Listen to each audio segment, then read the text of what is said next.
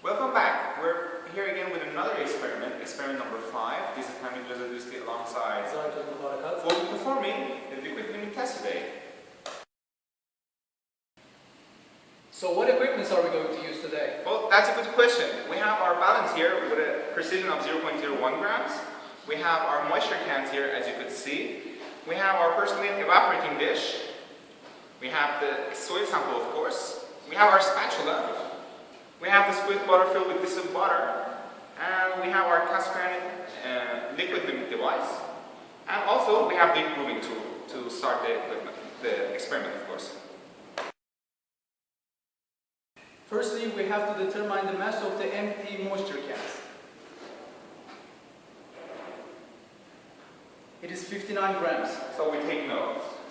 Our first mass is about 59 grams.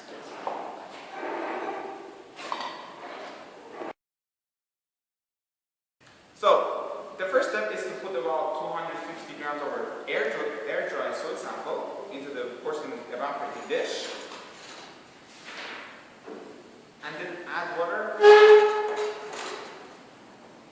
to obtain a paste. Something we shouldn't forget is to try to mix it in order to obtain a uniform paste.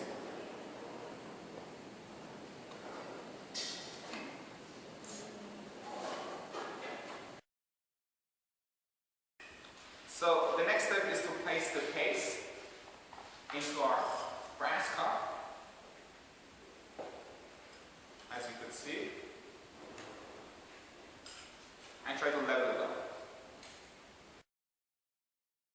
So then we use the grooving tool and groove along the center line of the brass cup, as you can see. The next step is to turn the crank about 2 revolutions per second, about 25 or 35 times.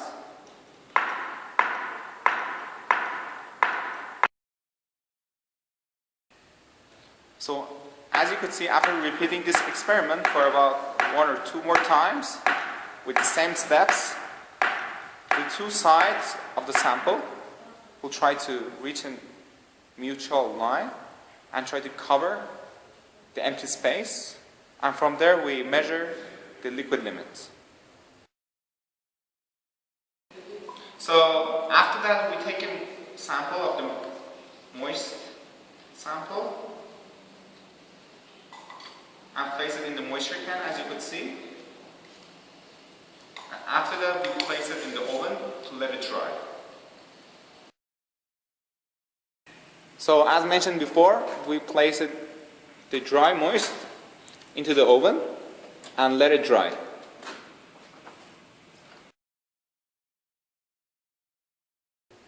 So after taking it out from the oven, it has already obtained a constant mass, as you could see, and we measured the weight of it with the moisture chemicals, which is... It is 104.1.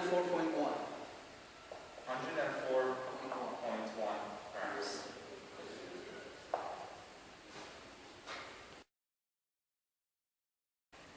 So after taking note of the weights, we use the following formulas, as you could see, and measure the flow index.